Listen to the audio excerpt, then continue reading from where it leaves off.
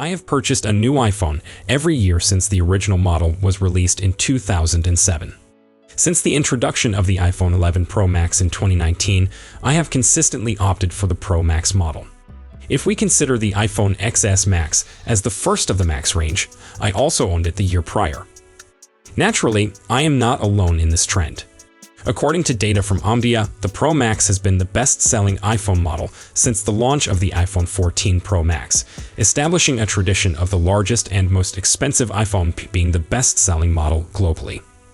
The data indicates that Apple has utilized 40% of its manufacturing capacity this year for the production of the iPhone 17 Pro Max, 25% for the iPhone 17 Pro, another 25% for the iPhone 17, and the remaining 10% for the iPhone Air. Apple anticipates that the iPhone 17 Pro Max will be its best-selling phone, and by a more significant margin than ever before. This is logical, as the Pro Max is the sole large-screen iPhone this year due to the absence of a Plus edition. Once again, I am fully committed to reviewing the Pro Max this year. However, I have not advised anyone to upgrade to the latest iPhone over the past decade if they already owned the previous year's model. I do this annually because of my professional responsibilities. Yet, this year, my purchasing advice will differ, so please stay tuned for that at the end. Design revision addresses the most significant flaw. With the iPhone 17 Pro Max, Apple has implemented the most extensive design overhaul of its premium iPhone in 7 years. For the past 6 iterations from the iPhone 11 Pro Max to the iPhone 16 Pro Max, the largest iPhone has essentially retained the same appearance each year. That is not the case in 2025. Apple has revamped the iPhone 17 Pro Max from the inside out. First, Apple has replaced the titanium material that was a defining element of the preceding 2 Pro Max editions with aluminium. This action comes with many trade-offs. After years of being scolded for its Pro phone's boring hues, metal allowed Apple to be a lot more aggressive on the Pro models. It went with one light color, silver or white, one dark color, deep blue, and one fun color, cosmic orange. The trade-off is that aluminum is not nearly as durable as titanium, so we're already hearing accounts of the orange and especially the blue iPhone 17 Pro Max getting dinged up rather badly. My advice: if you're considering an iPhone 17 Pro Max and you don't plan to put it in a case right away, then go with the silver or white variety that's far less likely to be dinged up.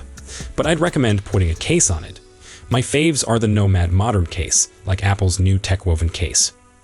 While the most noticeable upgrades to the iPhone 17 Pro Max are on the design, the most essential ones are on the inside. Switching back to aluminum also has a big influence on thermal performance, since aluminum may be up to 5 to 10 times better at conducting and dispersing heat than titanium. And the biggest Achilles heel I've stumbled into with both the iPhone 15 Pro Max and the iPhone 16 Pro Max has been overheating. In 2023, I recorded the serious overheating difficulties I ran into when the iPhone 15 Pro Max was launched. While iOS 17.03 lessened the troubles to a minimal level, I continued to have problems with both the iPhone 15 Pro Max and its titanium successor, the iPhone 16 Pro Max. When I would undertake serious photography and video with either phone, they were consistently prone to overheating, where they would get extremely hot to the touch, even through a case, and at such times, the battery life would start to drop dramatically, and tasks on the phone would slow down. Similarly, when I charged the phones in my car on a MagSafe charger, where they were also exposed to the sun, they would periodically overheat and display a message on the screen claiming they had paused charging until the phone cooled down. For me, this became a routine part of life with the iPhone 15 Pro Max and the iPhone 16 Pro Max. In addition to returning back to an aluminum body for the iPhone 17 Pro Max, Apple also tacitly addressed the thermal issue by adopting a vapor chamber cooling system that uses deionized water to cool the A19 Pro CPU and run it at full performance by keeping it from overheating. More than any other feature on the iPhone 17 Pro Max, I've tried to put the improved cooling to the test because the overheating issue has been the biggest negative I've had with the Pro Max for the last 2 years. I'm glad to inform you that the early findings have been fairly positive for the iPhone 17 Pro Max, while not perfect.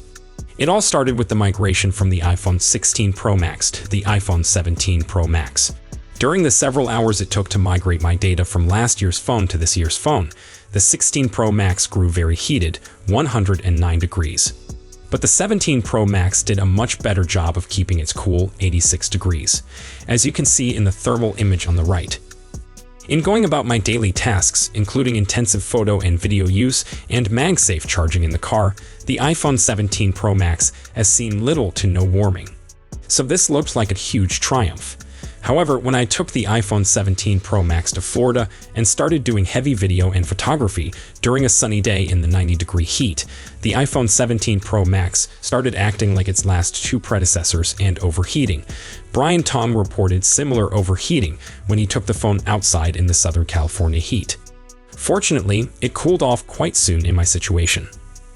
Nevertheless, I'm convinced that Apple has made huge headway on the overheating issue with the iPhone 17 Pro Max, and the fact that it changed materials for better heat dispersion and adopted the new vapor chamber cooling mechanism are enormous advances in the correct way.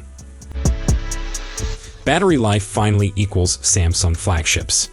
With the iPhone 17 Pro Max, Apple has put its largest battery ever in a phone at 5,088 milliamps in the US version with no SIM card slot. The overseas variants with a SIM card port feature a somewhat lower 4,823 milliamps battery. Combined with the efficiency of the A19 Pro processor and the N1 networking chip, this gives the iPhone 17 Pro Max a notable gain in battery life. And don't overlook the value of having a better thermal design as well. As I noted, one of my major concerns with battery life in the last two iterations of the Pro Max has been that the battery would drain a lot faster while it was hot. Apple now ranks the iPhone 17 Pro Max as having 39 hours of video playback compared to 33 hours for the iPhone 16 Pro Max. That's a 15% rise and a substantial jump from one generation to the next. In real-world mixed usage, you can now expect about 15 to 20 hours of battery life. The primary result is that the iPhone 17 Pro Max now equals smartphones such as the Samsung S24 Ultra and S25 Ultra. With the prior several generations of Samsung Ultra phones, I have just never had to worry about battery life. They might occasionally come to the conclusion of a business day with roughly a 50% charge. And because they also offer super fast charging, even if I ever did fall low on battery with the Samsung flagship, generally because I hadn't charged it overnight in less than an hour of charging, it would get ample energy to make it through the balance of the day. When it comes to battery life and charging, they've been the MacBook Pro of phones. The iPhone 17 Pro Max is now in the same league. So that's it for today's video. Thanks for watching, and don't forget to hit that like button and subscribe to our channel for more tech news and updates.